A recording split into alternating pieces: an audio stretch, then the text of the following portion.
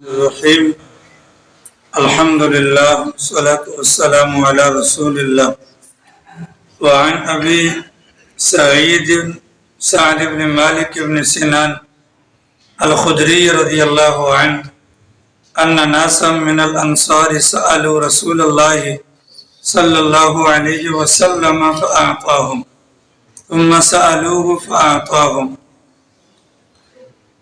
حتى نفذ ما عنده فقال لهم حين أنفق كل شيء بيده ما يكون عندي من خير فلن أدخره عنكم ومن يستعفف يعفيه الله ومن يستغني يغنه الله ومن يتصبر يصبره الله وما أعطي أحد عطاء خيرا وأوسع من الصبر. وعن ابي يحيى صهيب بن سنان رضي الله عنه قال قال رسول الله صلى الله عليه وسلم عجبا لأمر المؤمن إن أمره كله له خير وليس ذلك لأحد إلا للمؤمن إن أصابته سراء شكر فكان خيرا له وإن أصابته ضراء صبر فكان خيرا له. رسول اکرم صلی اللہ علیہ وسلم کے فرامین میں سے اللہ کے نبی کے فرامین کے مجموعے پر مشتمل ریاض الصالحین نامی یہ کتاب آپ حضرات کے سامنے اس کے اندر موجودہ مواد بیان ہو رہا ہے، اور گزشتہ روایات کے اندر صبر کے متعلق رسول اکرم صلی اللہ علیہ وسلم کی جو تعلیمات ہیں وہ آپ کے سامنے کچھ نہ کچھ بیان ہوئے. اللہ کے فضل سے آج شعبان کا چاند بھی نظر آ گیا. رجب کا مہینہ، شعبان کا مہینہ اور رمضان کا مہینہ، اس سال کے اندر 3 وہ مہینے ہیں کہ جو عبادات کے لیے موزوں ہیں. ان مہینوں کو بابرکت قرار دیا گیا، ان مہینوں کے متعلق دعائیں مانگی گئی، اور امت کے بڑوں نے سال بھر کے اندر ان 3 مہینوں کا اہتمام کر کے بعد والوں کے لیے طریقہ کار وضع کر دیا. تو شعبان کا مہینہ ہے، شروع ہونے کو ہے، بلکہ شروع ہو چکا ہے. آج اس کی پہلی رات ہے، تو گنے چنے تقریباً زیادہ سے زیادہ 30 دن ہمارے پاس رمضان المبارک کی آمد سے پہلے باقی ہیں. یہ بھی اللہ کا احسان ہے. اللہ تعالیٰ نے اس موقع پر ہمیں توجہ دلا دی کہ رمضان آنے والا ہے. بہت سارے لوگ آپ کو ایسے ملیں گے کہ جن کی زبان پر یہ کلمات ہوں گے ہمیں پتہ ہی نہیں چلا کہ رمضان آ گیا. بہت سارے لوگ ملیں گے جن کو یہ بھی نہیں معلوم ہوگا کہ یہ مہینہ چاند کا کون سا چل رہا ہے. حالانکہ بحیثیت مسلمان ہمارے لیے اپنی اسلامی تاریخ کا یاد رکھنا یہ بے حد ضروری ہے. اگر سارے مسلمان اسلامی تاریخ کو چھوڑ دیں، بھلا دیں، تو گویا کہ وہ سارے مسلمان گناہگار ہوں گے. اب اس کا یاد رکھنا یہ فرض کفایہ ہے. جیسا جنازہ پڑھنا ہوتا ہے، اگر کوئی بھی نہ پڑھے تو سارے گناہگار. جیسے اعتکاف کرنا ہوتا ہے، اگر کوئی بھی نہ رکھے، کوئی بھی نہ بیٹھے تو سارے گناہگار. اسی طریقے سے اسلامی تاریخ کو اگر کوئی بھی یاد نہ رکھے یا کوئی بھی محفوظ نہ رکھے تو سارے کے سارے مسلمان گناہگار ہوتے ہیں. آپ حضرات الحمدللہ خوش نصیب ہیں کہ مسجد کے اندر آنے کی وجہ سے، یہ بڑی بڑی گھڑیاں لگی ہوتی ہیں اس کی وجہ سے، یا مجالس کے اندر بیٹھنے کی وجہ سے، یا دوسروں کی دیکھا دیکھی، کم از کم ہمیں اسلامی چاند کے اعتبار سے چلنے والی تاریخ کا اندازہ ہوتا ہے. اور یہ بات یاد رکھیے گا، اسلام کے جتنے بھی بڑے بڑے احکامات ہیں ان کا تعلق اللہ نے چاند سے رکھا ہے. اگر حج ادا ہوتا ہے تو چاند کے حساب سے، اگر حج ادا ہوتا ہے تو چاند کے حساب سے، اگر روزہ ادا ہوتا ہے تو چاند کے حساب سے. ٹھیک ہے، تو یہ بڑی بڑی عبادات ہیں جن کا تعلق چاند سے ہے. ہم ہر چیز کو فضول سمجھ کر اگر چھوڑنا شروع کر دیں گے تو پھر تو یہ وہی معاملہ ہو جائے گا جیسے جج صاحب ریٹائر ہوئے. جج صاحب ریٹائر ہوئے، جب بندہ فارغ ہو جاتا ہے اس کی پوری کوشش ہوتی ہے، مطلب بالخصوص جو بڈھے ہوتے ہیں ان کی پوری کوشش ہوتی ہے کہ مسجد کے اندر آ کر پہلی صف کے اندر خرناٹی مچائیں. ٹھیک ہے. حالانکہ ان کے پہلی سب میں بیٹھنا کوئی فرض ہے، واجب تو نہیں. اب میں آپ کو مثال دیتا ہوں. یہاں پر میں کھڑا ہوتا ہوں، ٹھیک ہے، پیچھے وہ بندہ کھڑا ہو، اللہ نہ کرے اگر میرا وضو ٹوٹ جائے تو میں اس کو اپنی جگہ پر کھڑا کر سکوں. ایسا ہی ہے، اگر میں بھول جاؤں اس کو لقمہ دینے کی حاجت ہو تو لقمہ دے سکے. اب دائیں طرف سلام پھیرے تو بڈھے کھوسٹ، بائیں طرف پھیرے تو بڈھے کھوسٹ، پتہ کک بھی نہیں ہے. شوق ہے جی امام کے قریب کھڑا ہونا. آ رہی سمجھ میں؟ آ رہی ہے. اس بنیاد پر ضرورت اس بات کی ہے کہ پہلے کچھ سیکھ لیا جائے پھر آگے بڑھا جائے، اس کا فائدہ ہوتا ہے. جج صاحب ریٹائر ہونے کے قریب تھے، قریب نہیں بلکہ ہو گئے. اب مسجد جانا ہے، اور تو کام کوئی نہیں ہے نا، فارغ ہو گئے. آپ نے سنا ہوگا جتنے بھی ہمارے جج ریٹائر ہونے والے ہوتے ہیں نا، ایسا فیصلہ دیں گے نا کہ ہم سارے دعائیں کرتے اللہ کرے رے باقی بچ جائے. جب اس کو کنفرم ہوتا ہے کہ جی میری مدت ختم ہو گئی یا ہونے والی ہے یا اب ایکسٹینشن نہیں ملنے، بالکل باتیں بالکل کلیئر کرتے ہیں. تو اس کو جب اس سے پوچھا جائے کہ جناب جب آپ 5 سال تک جج تھے تو کیا کرتے؟ جھگ مارتے تھے. اب آپ کو موت نظر آ رہی ہے تو موت کے وقت تو وصیت بھی نافذ نہیں ہوتی. ارے سمجھ رہے ہیں؟ تو جج صاحب نے کہا چلو جو نماز پڑھنی ہے، پینٹ شرٹ میں نماز کیسے پڑھیں، برا لگتا ہے، پاجامہ خرید لیا جی. پاجامہ رات کو لا کر عشاء کے وقت ناپا تو پاجامہ لمبا تھا، پاجامہ لمبا تھا. فجر میں جانا نماز کے لیے، جلد باز بھی تھا بیچارہ. بیگم سے کہا کہ فارغ ہو کر تھوڑا سا چھوٹا کر کے آگے سے سلائی کر دینا. ٹھیک ہے جی. صبر نہیں آیا. بیٹی پر نظر پڑی کہ بیٹا صبح نماز کے لیے جانا ہے تو فارغ ہو کر اس کو آگے سے کاٹ کر موڑ دینا. ٹھیک ہے جی. آگے گیا تو بہو پر نظر پڑی کہ بیٹا وقت ملے تو کاٹ لینا اور آگے سے موڑ دینا، صبح فجر میں جانا ہے. بیگم کو وقت ملا، کاٹا موڑا سلائی کر دی. بیٹی کو وقت ملا، کاٹا موڑا سلائی کر دی. بہو کو وقت ملا، کاٹا موڑا سلائی کر دی. صبح جج صاحب جب فجر کے وقت پہننے کے لیے گئے تو وہ چڈا بن چکا تھا، کاٹ کاٹ کے چڈا بن چکا تھا. اگر ہم ہر چیز کو دوسروں پر ڈالتے رہیں گے، اسلام بالکل نام کرے جائے گا، پھر کام والا اسلام باقی نہیں رہے گا. اس بات کو اپنے دماغ میں بٹھائیں کہ یہ ہمارے لیے فرض کا درجہ رکھتا ہے بحیثیت مسلمان. جب ہم کہتے ہیں کہ آج 1 شعبان 1443 ہجری ہے تو بحیثیت مسلمان ہمارے دماغ میں آنا چاہیے کہ یہ مسلمانوں کی تاریخ گویا کہ ہم سے ہمارے نبی کو بچھڑے ہوئے، ہم سے ہمارے نبی کو بچھڑے ہوئے 1434 سال تقریباً یا 35 سال ہو گئے، کیونکہ ہمارے نبی کا انتقال سن 11 میں ہوا تھا. اس کے بعد سے اگر ہم یہ بات کو سوچیں گے تو پھر ہمیں تاریخ کو یاد رکھنے میں مزہ آئے گا.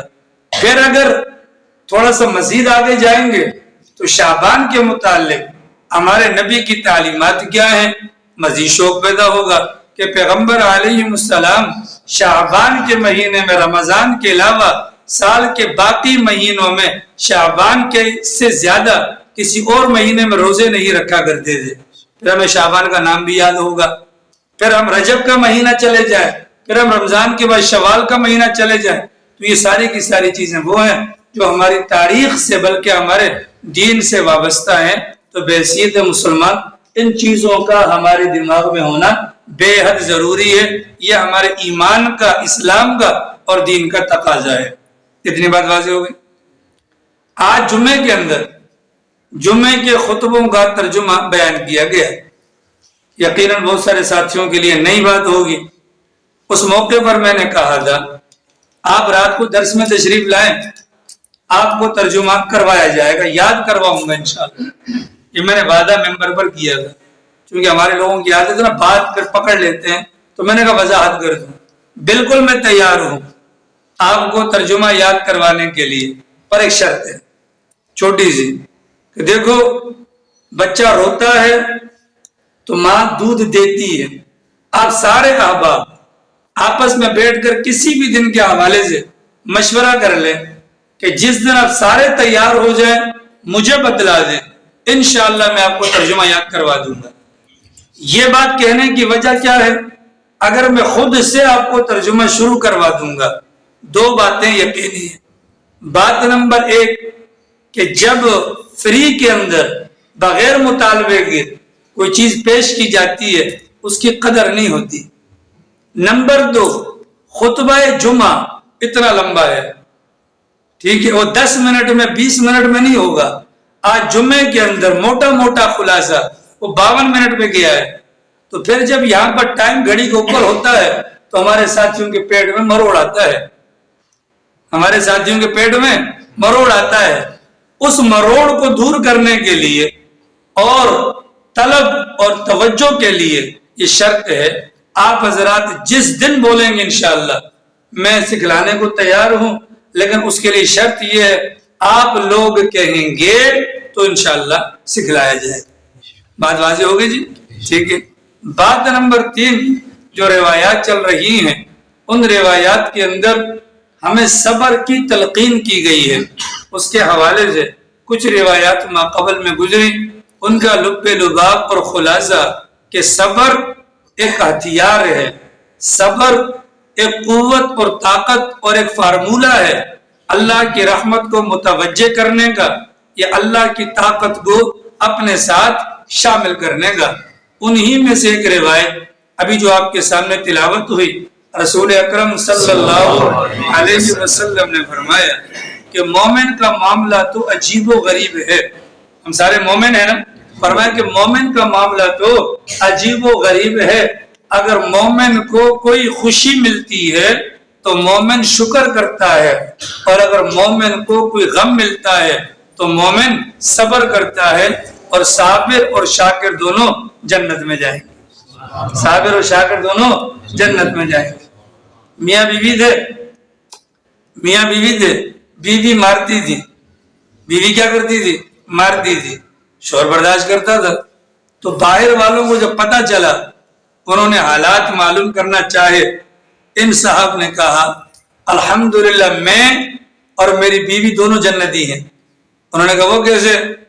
کہا کہ بات یہ ہے کہ وہ مجھے مارتی ہے، وہ مجھے مارتی ہے، میں صبر کرتا ہوں، وہ مجھے مارتی ہے، میں صبر کرتا ہوں، اس موقع پر میں زبان بند کرتا ہوں، وہ شکر کرتی ہے، صابر اور شاکر دونوں جنت میں جائیں گے۔ آری سمجھ رہی میں؟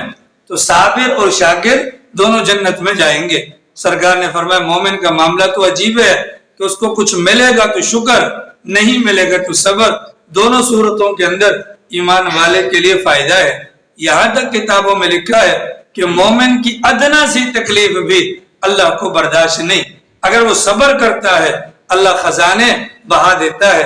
چنانچہ فرمایا گیا جس بندے کی آنکھیں بینائی زائل ہو گئی اور اس نے صبر کیا، اللہ رب العالمین اس بندے کو جنت تو دیں گے ہی دیں گے، آنکھیں بھی دیں گے، لیکن اپنا خصوصی دیدار بھی کروائیں گے اس کے صبر کی بنیاد پر۔ فرمایا گیا کہ جس بندے کو اللہ نے روزی تھوڑی دی اور اس نے واویلا نہیں بچایا، جیسے ایک دوست اپنے دوست سے معذرت کرتا ہے، اللہ کی ذات کل اس بندے سے یوں معذرت کریں گے، میرے بندے میں نے تجھے تھوڑا دیا تھا، میرے بندے میں نے تجھے تھوڑا دیا تھا۔ اس کے صبر کی بنیاد پر اللہ بالکل اس کے ساتھ دوستانہ ماحول پیدا کر کے دوستی والا معاملہ فرمائیں گے۔ حدیث پاک کے اندر آتا ہے جو اللہ کے تھوڑے دیے پر راضی ہوتا ہے اللہ اس کے تھوڑے کیے پر راضی ہو جاتا ہے، ٹھیک ہے؟ یہ صبر ہے، تو مومن کے لیے صبر ہے اگر اس کو اذیت پہنچ جائے، اور مومن کے لیے شکر ہے اگر کوئی نعمت اس کو مل جائے۔ انسان کے اوپر دو حالتیں ہوتی ہیں جس میں وہ رب کو بھلا دیتا ہے، انتہا درجے کی خوشی ہو، غم کو بھلا دیا جائے، اس موقع پر رب بھول جاتا ہے۔ آپ نہیں دیکھتے ہیں بہت سارے لوگ ایسے ہیں جن کی تمنا ہوتی ہے اللہ نرینہ اولاد دے، تمنا ہوتی ہے نا نرینہ اولاد دے، لیکن جب نرینہ اولاد ہو جاتی ہے تو نرینہ اولاد کے ہونے پر وہ جو خوشی کا طریقہ کار اپناتے ہیں اس میں اللہ میاں کو بھول جاتے ہیں۔ ہم نے دیکھا یہاں پر فائر مارے جاتے ہیں، تر تر تر تر تر تر تر تر تر تر، کیوں مار رہے ہو فائر یار؟ زیادہ اگر آپ کو شوق ہے آپ اپنے گھر کی دیوار پہ مارو یار، ہاں دیوار پہ مارو۔ ہوائی فائر کیا جاتا ہے، اس کے اندر فضول خرچیاں خسرے نچوائے جاتے ہیں۔ اولاد دی اللہ نے، یہ معاملہ تھا خوشی کا، وہ سجدے سے سر نہ اٹھاتا، لیکن اس ظالم نے کیا کیا؟ اللہ کو ناراض کرنے والے کام کر دیے. ٹھیک ہے. تو خوشی کے موقع پر بندہ رب کو بھول جاتا ہے یا پھر غم کے موقع پر بندہ رب کو بھول جاتا ہے. واحد ہستی سرکار دو عالم صلی اللہ علیہ وسلم کی اس کائنات میں اللہ نے بھیجی کہ جنہوں نے غمی کے اندر بھی اور خوشی کے اندر بھی اپنی امت کو یاد رکھا ہے. باقی اس موقع پر بڑے بڑوں کو بھول جاتے ہیں. ٹھیک ہے. معراج کا واقعہ میں نے آپ کو سنایا تھا. اس موقع پر جب اللہ میاں کی طرف سے السلام علیکہ ایھا النبی ورحمۃ اللہ کے الفاظ اللہ میاں کی طرف سے آئے تو یہ سرکار کے لیے انتہا درجے کی خوشی کا معاملہ تھا. اللہ میاں سے ملاقات تو سرکار نے کہا السلام علینا، یعنی خالی مجھ پر نہیں بلکہ میں اور میرے ساتھ میری تمام کی تمام امت. اس میں کون آ گئے؟ گناہگار. وعلی عباد اللہ الصالحین، اور جتنے بھی اللہ کے بندوں میں سے نیک ہیں، وہ آدم علیہ السلام سے لے کر حضرت عیسیٰ تک جتنے بھی نیک ہیں ان سب کے سب پر. تو خوشی کے موقع پر اللہ یاد رہے، یہ سرکار کو اللہ نے یہ ملکہ دیا. باقی بندے اس میں کمزور ہیں. غم کا موقع، موت کا موقع، کہ سرکار کو کتنی سخت تکلیف دی. بار بار خشی، بار بار پانی کے کٹورے میں بار بار اپنے ہاتھوں کو گھمانا.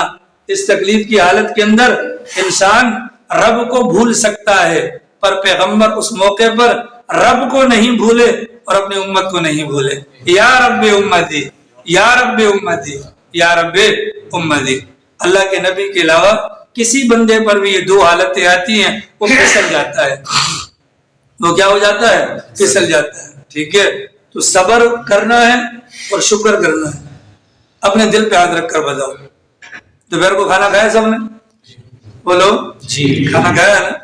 اس کھانے کے بعد یا اس کھانے کے موقع پر، اس کھانے کے درمیان ہم میں سے کسی کے دل میں ذرہ برابر بھی خیال آیا اے اللہ تیرا کتنا شکر ہے کہ تو نے ہمارے لیے عزت کے ساتھ، عافیت کے ساتھ روزی کا بندوبست کر دیا؟ دل میں خیال آیا؟ جب خیال دل کے اندر نہیں آیا تو نماز کے اپنا کھانے کے بعد اللہ کے حضور دعا کیسے کی ہوگی؟ حضرت داؤد علیہ السلام سے اللہ میاں نے فرمایا تھا اے داؤد اگر دسترخوان پر کبھی گلی سڑی دال بھی آ جائے شکوہ مت کرنا، شکوہ مت کرنا. اس موقع پر یہ سوچنا جب اربوں کھربوں کی اپنی مخلوقات کے لیے میں روزی کا فیصلہ کر رہا تھا، تم اس وقت بھی میرے دماغ میں تھے اور تمہارے لیے ہم نے روزی کا انتظام کیا. پھر شکر کی کیفیت پیدا ہوگی.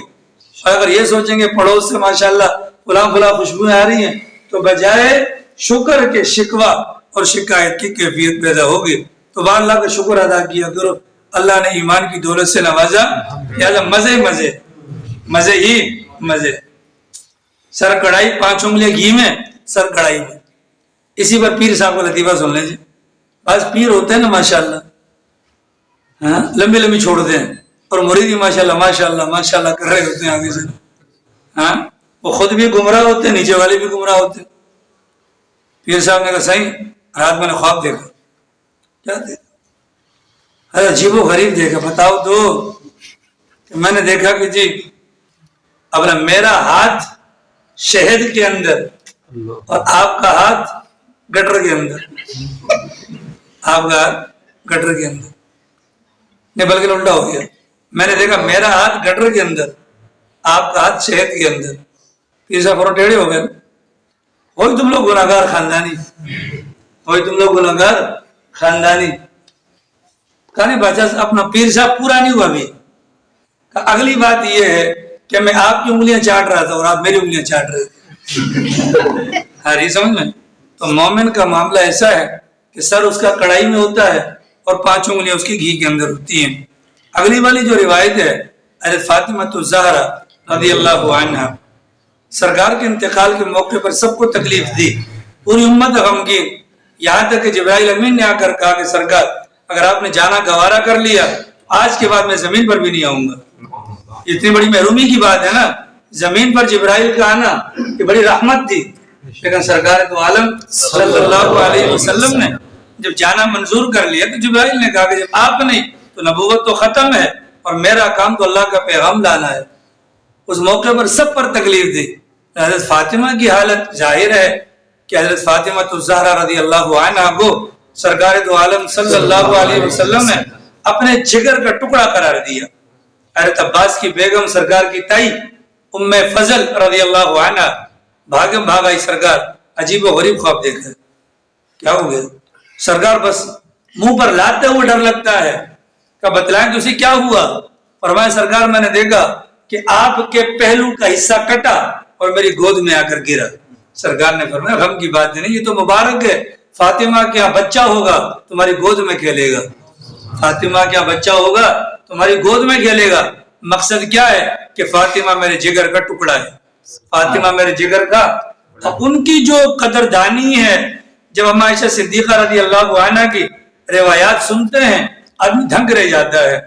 اماں فرماتی ہیں کہ سرکار کی چال ڈھال, مزاج, بولنے کا انداز, چلنے کا انداز حضرت فاطمہ کو دیکھ کر ہمیں سرکار کی یاد آتی تھی. حضرت عائشہ فرماتی ہیں جب حضرت فاطمہ گھر پر تشریف لاتی سرکار اٹھ جاتے, استقبال کرتے, ہاتھ ملاتے, ہاتھ کو چومتے, ماتھے کو چومتے, اپنی جگہ پر بٹھاتے. اور جب سرکار جاتے حضرت فاطمہ کی یہاں تو وہاں پر بھی یہی معاملہ ہوتا. ایک اتنا قریبی تعلق تھا کہ ہم تصور بھی نہیں کر سکتے. چنانچہ اب اتنا قریبی تعلق ہونے کے باوجود سرکار کی پسند حضرت فاطمہ کی پسند ہوتی تھی. حضرت عائشہ صدیقہ رضی اللہ عنہ ماں ہے نا, ماں ہے. حضرت فاطمہ رشتے میں تو بیٹی لگتی ہیں. ایک موقع پر دونوں ماں بیٹی باتیں کر رہی ہیں, دونوں ماں بیٹی باتیں کر رہے ہیں. چونکہ دونوں نے سرکار سے اپنی اپنی فضیلتیں سن رکھی تھی, مبارک گھرانہ تھا. تو حضرت فاطمہ حضرت عائشہ سے کہنے لگی آپ کا مقام زیادہ ہے یا میرا, آپ کا مقام زیادہ ہے یا میرا. حضرت عائشہ نے کہا کہ میرا. حضرت عائشہ نے کہا میرا. حضرت فاطمہ نے کہا کہ دیکھیں آپ کے نام کے آگے لگتا ہے عائشہ بنت صدیق اور میرے نام کے آگے لگتا ہے فاطمہ بنت محمد, میرا مقام زیادہ ہے. حضرت عائشہ نے فرمایا کہ فاطمہ بات یہ ہے کہ دنیاوی اعتبار سے آپ کا مقام بالکل ہے کہ آپ بیٹی ہیں محمد رسول اللہ کی, لیکن جب کل دن ہوگا قیامت کا اور بات آئے گی جنت میں جانے کی تو آپ علی کا ہاتھ پکڑ کر جنت میں جائیں گی اور میں محمد رسول اللہ صلی اللہ علیہ وسلم کا ہاتھ پکڑ کر جنت میں جاؤں گی. یہ اس میں پیغام ہے کہ اگر گھر کے اندر سوکن آ جائے, سوتیلی ماں آ جائے, اس موقع پر ماؤں کو, بیٹیوں کو آپس میں رویہ کیسا اختیار کرنا چاہیے. حضرت فاطمہ پر جو پریشانی ہے خود بیان کرتی ہیں کہ جو غم مجھ پر آیا اگر وہ غم دن پر آتا تو دن رات میں تبدیل ہو جاتا, اتنا بڑا غم تھا. چنانچہ اللہ کے نبی کا انتقال ہوا, اس موقع پر جب حضرت انس رضی اللہ تعالی عنہ وغیرہ دفنا کر آئے, ان کے منہ سے الفاظ بے ساختہ نکلے کہ ہائے میرے باپ کی تکلیف بیماری کی حالت میں. اب اس جملے کو کوئی یہ نہ سمجھے کہ یہ بے صبری ہے. میں نے آپ کو بتلایا تھا کہ تکلیف کے موقع پر تھوڑا سا اظہار بھی ہونا چاہیے تاکہ اللہ کو پتہ چلے کہ بندہ عاجز ہے اور اللہ کو عاجزی پسند ہے. حضرات جب صحابہ کرام سرکار کو دفنا کر آئے, ان کی زبان سے نکلا حضرت انس کے متعلق, انس تمہارے وجود نے گوارا کیسے کر لیا کہ سرکار کے اوپر مٹی ڈالی جائے, سرکار کے اوپر مٹی ڈالی جائے. اس موقع پر کوئی بندہ اللہ نہ کرے اس واقعے کو بنیاد بنا کر اگر کہے کہ فاطمہ نے ایسی بات کہی تو بھائی اس موقع پر حضرت فاطمہ کے منہ سے نکلنے والے کلمات یہ بے صبری کے نہیں ہیں بلکہ شدت غم کی وجہ سے کچھ نہ کچھ اظہار کرنا ضروری تھا.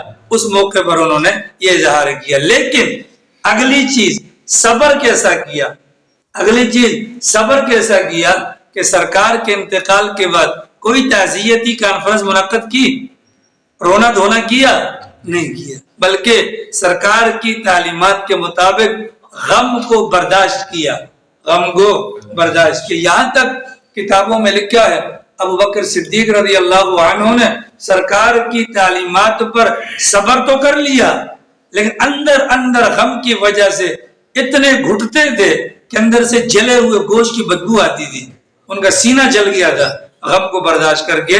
لیکن زبان پر شکوہ یا شکایت وغیرہ کبھی بھی نہ آنے دی۔ یہ اسلام کی تعلیمات ہے۔ ہمارے استاد محترم حضرت مفتی محمود اشرف صاحب رحمہ اللہ 3-4 دن پہلے انتقال کر گئے۔ ان کے بیٹے کا انتقال ہوا، انہوں نے اپنے گھر والوں کو جو لاہور میں تھے یا متعلقین تھے ان کو خط لکھا کہ شریعت نے 3 دن تک سوگ کی اجازت دی ہے، 3 دن کے بعد بتکلف آپس میں ہنسی مذاق کرنا تاکہ ہمارے گھر کے اندر شریعت کا مزاج معلوم ہو۔ 3 دن میں سوگ ختم ہو جائے گا، غم جو دل کا ہے وہ دل کا معاملہ اللہ کے ساتھ ہے، وہ کر سکتے ہیں، لیکن ٹینٹ لگا کر جیسے لوگ بیٹھے رہتے ہیں خیرات کے چکر میں، فلاں کے چکر میں، یہ کسی بھی طور پر مناسب نہیں ہے۔ تیسرا واقعہ جو بیان کیا آگے والی روایت کے اندر، وہ 30ویں سپارے کے اندر سورۃ البروج کے اندر موجود ہے۔ سرکار دو عالم صلی اللہ علیہ وسلم کی دنیا کے اندر تشریف آوری سے 70 سال پہلے ایک بادشاہ گزرا ہے، یوسف ذو نواز اس کا نام تھا۔ پہلے زمانے میں بادشاہوں نے جادوگر رکھے ہوتے تھے اور جادو کے طور پر جادو کی طاقت سے اگلوں کو اپنے ماتحت کیا کرتے تھے۔ یہ جادوگر بوڑھا ہو گیا، مرنے کے قریب تھا۔ اس نے بادشاہ سے کہا کسی نوجوان لڑکے کو میرے پاس بھجواؤ تاکہ میں اس کو سکھاؤں اور تمہارے بعد میں کام آ سکے۔ ایک جوان لڑکا منتخب ہوا، انتہائی قابل قسم کا، وہ آنا جانا شروع ہو گیا، یہ روز آتا تھا۔ اب یہ نوجوان جب گھر سے نکلتا تو راستے میں ایک راہب بھی بیٹھتا تھا۔ راہب حضرت عیسیٰ علیہ السلام کی امت کے وہ علماء جو اپنے دین کو بچانے کے لیے بازار سے، شہروں سے دور جنگلات میں چلے گئے۔ اس کی وجہ کیا تھی کہ یہودی ظلم کرتے تھے، طرح طرح کے ظالم بادشاہ آئے اور دین پر چلنے والوں پر مظالم ڈھاتے تھے۔ تو یہ جو چند لوگ تھے جن کو اپنے دین کی فکر تھی، دین کو بچانے کے لیے یہ سائڈ پر ہو گئے، ان کو راہب کہا جاتا تھا۔ اب یہ لڑکا آتا، پہلے راہب سے ملتا، اس کی باتیں سنتا، پھر جادوگر کے پاس جاتا، روز کا معمول۔ جادوگر نے کہا کہ لیٹ کیوں آتے ہو؟ ٹھیک ہے، وہ ڈانٹتا تھا، یہ خاموش رہتا۔ اس لڑکے نے جا کر راہب سے کہا کہ وہاں وہ ڈانٹتا ہے، تو اس راہب نے کہا جب تمہیں جادوگر ڈانٹے تو کہنا کہ گھر سے لیٹ آیا تھا، اور اگر گھر والے ڈانٹے تو کہنا کہ جادوگر سے لیٹ آیا تھا۔ کہانی چلتی رہی، یہ لڑکا راہب کے پاس بیٹھ کر آسمانی دین بھی سیکھتا رہا، جادوگر کے پاس بیٹھ کر اس کا فن بھی سیکھتا رہا۔ اللہ کی شان، ایک دن یہ لڑکا جانے لگا تو دیکھا آگے شیر ہے، اس نے لوگوں کا راستہ بند کر رکھا ہے، سارے لوگ پریشان ہیں۔ اس نے وہاں پر آزمایا، اس کو تو نہیں پتا نا کہ راہب سچا یا جادوگر سچا۔ اس نے پتھر اٹھایا اور پتھر اٹھا کر کہا اے اللہ، اگر تیرے نزدیک راہب کا طریقہ برحق ہے اس جانور کو ہلاک کر دے۔ یہ کہہ کر جانور کو مارا، جانور مر گیا، جانور مر گیا اور لوگوں کا راستہ کھل گیا۔ اس بچے نے جا کر یہ بات راہب کو بتلائی کہ واقعتاً آپ سچے ہیں، آپ کا دین سچا ہے، آج میں نے آزما لیا۔ تو راہب نے کہا کہ اب تو کامل ہو گیا اور تجھے مجھ پر فضیلت دے دی گئی، لیکن ایک بات یاد رکھنا، میرا پتہ کسی کو مت بتانا، میرا راز مت کھولنا۔ کہا ٹھیک ہے جی۔ اب یہ لڑکا اللہ کی شان لوگوں کا علاج کرنا شروع کر دیتا ہے۔ جو مادر ذات اندھے ہو، ماں کے پیٹ سے جو اندھے آئے، اپاہج، برس کے مرض والے، دیگر بیماریوں کا علاج کرنے لگا۔ بات بڑھتے بڑھتے بڑھتے پھیل گئی۔ وہ بادشاہ جو ان کا بڑا تھا، اس کا وزیر اندھا ہو گیا، اس کو کسی نے بتلا دیا یہ لڑکا علاج کرتا ہے۔ وہ بہت سارے تحفے تحائف لے کر آیا اور کہا کہ مجھے آنکھیں دے دو۔ اس بچے نے کہا آنکھیں میں نہیں دیتا، آنکھیں تو اللہ دیتا ہے۔ اس نے کہا اللہ کون ہے؟ کہا تو ایمان قبول کر لے، میں اللہ سے دعا کروں گا تیری آنکھیں ٹھیک ہو جائیں گی۔ اس نے کہا ٹھیک ہے میں ایمان قبول کرتا ہوں۔ اس نے وزیر نے کلمہ پڑھا اور ادھر جس نے دعا کی اس کی آنکھیں واپس آ گئی۔ جب آنکھیں اس کی واپس آئیں، وہ دربار کے اندر گیا، بادشاہ حیران، تو کل تو اندھا تھا، آج تو دیکھ رہا ہے۔ اس نے کہا کہ مجھے اللہ نے شفا دی۔ اس بادشاہ نے کہا کہ میرے علاوہ تمہارا اللہ کون ہے؟ نا وہ تمہارا بھی اللہ ہے، وہ میرا بھی اللہ ہے۔ بادشاہ نے پکڑ کر گرفتار کر لیا۔ گرفتار کرنے کے بعد بادشاہ نے تشدد کیا، سچ بتا اس نے اس لڑکے کا پتہ بتا دیا، لڑکے کو بلوایا گیا، لڑکے پر تشدد کیا، اس نے راہب کا پتہ بتلا دیا، راہب کو بھی پکڑ لیا گیا۔ اب بادشاہ نے کہا کہ توبہ کر لو۔ بادشاہ نے کیا کہا؟ توبہ کر لو۔ توبہ کس اعتبار سے؟ کہ میرے علاوہ تمہارا کوئی خدا ہو ہی نہیں سکتا، ایمان سے باز آ جاؤ۔ اپنے وزیر کو کہا، وزیر نے کہا نہیں، ایمان نہیں چھوڑوں گا۔ آرا منگوایا گیا، اس کے 2 ٹکڑے کر دیے گئے سینٹر میں سے۔ راہب کو بلایا، چھوڑ دے یہ طریقہ، اس نے کہا نہیں چھوڑتا۔ آرا منگوا کر اس کے 2 ٹکڑے کر دیے گئے۔ لڑکے کو کہا چھوڑ دے، اس نے کہا نہیں کروں گا۔ اب کیا کریں جی؟ لڑکے کو آرے سے نہیں چیرا گیا، بلکہ لڑکے کے ساتھ فوج بھجوائی، فلاں پہاڑ کی چوٹی پر لے جاؤ، اگر دین سے مکر گیا چھوڑ دینا ورنہ نیچے گرا کے آ جائے۔ اللہ کی شان، یہ لڑکا پہاڑ کی چوٹی پر پہنچا، وہاں کھڑے ہو کر کہا خدایا تو جیسے چاہے ان سے مجھے نجات دے دے۔ ٹھیک ہے، پہاڑ میں زلزلہ آیا، سارے گر گئے، لڑکا بچ گیا۔ واپس دربار میں السلام علیکم، بادشاہ حیران ہو کہ باقی کہاں گئے؟ کہا گئے۔ ٹھیک ہے جی، بادشاہ نے مزید فوج روانہ کی اور کہا کہ سمندر کے بیچ میں لے جاؤ اور کشتی کے اندر بٹھا کر اس سے پوچھنا، اگر باز آ گیا تو ٹھیک، نہیں آیا تو اس کو وہاں پر نیچے غرق کر دینا۔ کشتی کے بیچ میں جا کر ڈوبونے کا وقت آیا، اس نے کہا یا اللہ تو جیسے چاہے ان سے نجات دے دے۔ کشتی ڈوب گئی، سارے مر گئے، بچہ دوبارہ آ گیا۔ اب جب بادشاہ نے دیکھا تیری تو مر نہیں رہا، تو بچہ سمجھ گیا یہ وقت تھا اللہ کی طرف سے ان لوگوں کے لیے ہدایت کا سامان پیدا کرنے کا۔ اللہ نے لڑکے کی زبان پر جاری کیا، بادشاہ سلامت، اگر مجھے مارنا چاہتے تو طریقہ میں بتلاتا ہوں، لیکن بات میری پوری ماننی پڑے گی۔ وہ کیا؟ کہ سب لوگوں کو جمع کرو، کر لیا جی۔ اگلا بولو، تیر نکالنا ہے، پیکان کے اندر رکھنا ہے اور پھینکنے سے پہلے پڑھنا ہے بسم اللہ رب الغلام، اور یہ کہہ کر فوراً پھینکنا ہے اللہ کے نام سے اور غلام کے رب پر میں تیر مارتا ہوں۔ سب لوگوں کو جمع کیا، اللہ کی شان، جیسے تیر پھینکا، تیر بچے کی کنپٹی پہ جا کر لگ گیا اور وہ لڑکا یوں کر کے بیٹھ کر وہیں پر مر گیا۔ لڑکا مر گیا، جتنا بھی مجمع تھا ہزاروں کا، ان سب نے کہا لا الہ الا اللہ، سارے کے سارے مسلمان ہو گئے۔ اب جب سارے مسلمان ہو گئے تو لوگوں نے کہا بادشاہ سلامت، جس بات کا ڈر تھا وہی ہوا کہ بچہ تو مر گیا لیکن اتنے سارے لوگ مسلمان ہو گئے۔ اس نے بادشاہ ذو نواس نے سڑک کے دونوں کناروں، ایک کنارے سے دوسرے کنارے تک خندق کھدوائی، اس کے اندر آگ جلوائی اور تقریباً 12,000 کے لگ بھگ لوگوں کو آگ کے اندر زندہ جلا دیا۔ آگ کے اندر زندہ جلا دیا، ایمان چھوڑو ورنہ مار دیے جاؤ گے۔ اسی کے اندر ایک واقعہ، ایک خاتون تھی مسلمان، آگ میں جاتے ہوئے تھوڑا کترا رہی تھی، اس کی گود کے بچے نے کہا ماں غم نہیں کر، تو حق پر ہے، صبر کر، کود جا۔